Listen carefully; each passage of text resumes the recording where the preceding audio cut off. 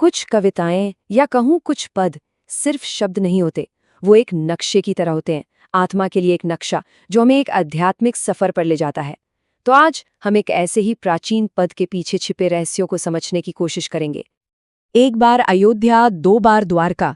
सुनने में तो ये बस कुछ जगहों के नाम लगते हैं ना, लेकिन असल में ये शब्द एक बहुत गहरी यात्रा की शुरुआत का संकेत हैं। तो सवाल ये उठता है कि इस प्राचीन श्लोक में आखिर छिपा क्या है। ये एक पहेली की तरह है और इसका हर एक हिस्सा हमें एक बड़े सच की ओर ले जाता है। तो चलिए साथ मिलकर इस पहेली को सुलझाते हैं। देखिए, किसी भी बड़े सफर की शुरुआत पहले कदम से ही होती है ना? ठीक वैसे ही ये पद भी हमें एक आध्यात्मिक सफर के पहले स्टेप्स दिखाती है। ये वो फाउंडेशन है, वो नींव है जिस पर पूरी यात्रा टिकी हुई है। तो इस स्पिरिचुअल मैप पर हमारा पहला स्टॉप है अयोध्या। कहा गया है एक बार अयोध्या, सिर्फ एक बार। लेकिन ये एक बार जाना, ये पहला कदम सबसे ज्यादा जरूरी है। यहीं से सब कुछ शुरू होता है। अयोध्या के बाद अगला पड़ाव है द्वारका, और यहां कहा गया है 2 बार। तो एक पैटर्न दिख रहा है, राइट? 1 से 2। ये बढ़ता हुआ नंबर शायद हमें इन जगहों के बढ़ते हुए इंपॉर्टेंस के बारे में कुछ बता रहा है। और ये सिलसिला, ये पैटर्न आगे भी चलता है। 3 बार त्रिवेणी, फिर 4 बार चित्रकूट और उसके बाद 9 बार नासिक। अब देखिए, ये कोई टू डू लिस्ट नहीं है कि हमें बस टिक करते जाना है। नहीं, ये जो बढ़ते हुए नंबर्स हैं ना, ये असल में स्पिरिचुअल मेरिट यानी आध्यात्मिक पुण्य के लेवल को दिखाने का एक बड़ा ही खूबसूरत पोएटिक तरीका है। यहां तक तो सब नंबर्स का खेल था, 1, 2, 3, 4, 9। लेकिन अब इस कविता में एक बड़ा ट्विस्ट आता है, एक टर्निंग पॉइंट। अब बात गिनती की नहीं, बल्कि एक अलग ही चीज की होने वाली है। बार बार जाकर बद्रीनाथ घूम आओगे।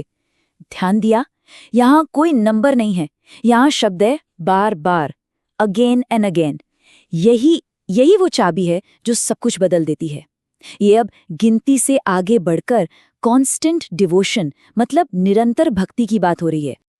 मतलब पॉइंट ये नहीं है कि कितनी बार गए, पॉइंट ये है कि बार बार जाना एक आदत बन जाए, एक प्रैक्टिस। भक्ति 1-2 बार का इवेंट न रहकर एक कंटिन्यूअस जर्नी बन जाए। अच्छा, तो हमने गिनती देखी, फिर निरंतरता देखी। अब क्या? अब हम इस कविता के क्लाइमैक्स की तरफ बढ़ रहे हैं। एक ऐसी जगह जहां स्पिरिचुअल मेरिट का स्केल इतना बड़ा हो जाता है कि यकीन करना मुश्किल है। 1 करोड़।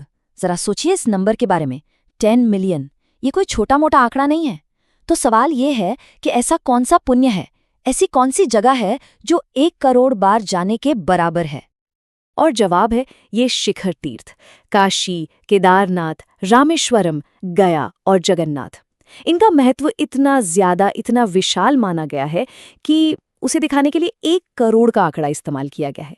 ये लगभग अनंत पुण्य की बात है। तो अब देखिए, यहाँ 2 अलग अलग लेवल्स की बात हो रही है।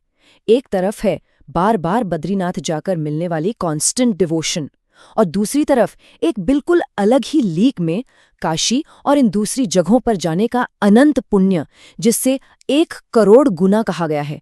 ये एक बहुत बड़ा लीप है।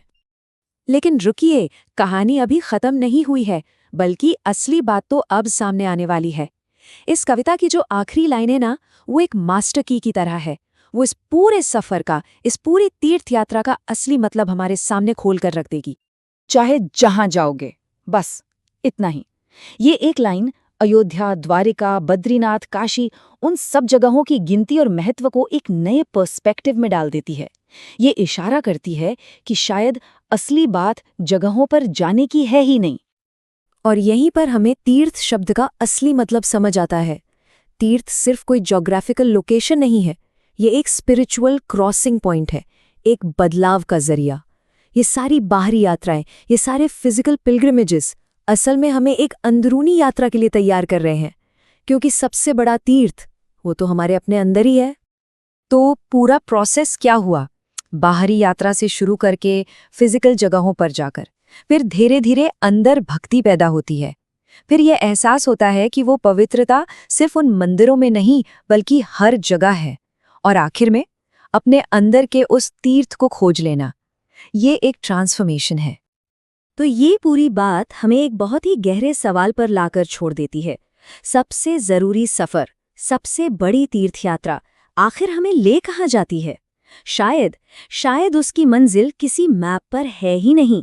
शायद वो मंजिल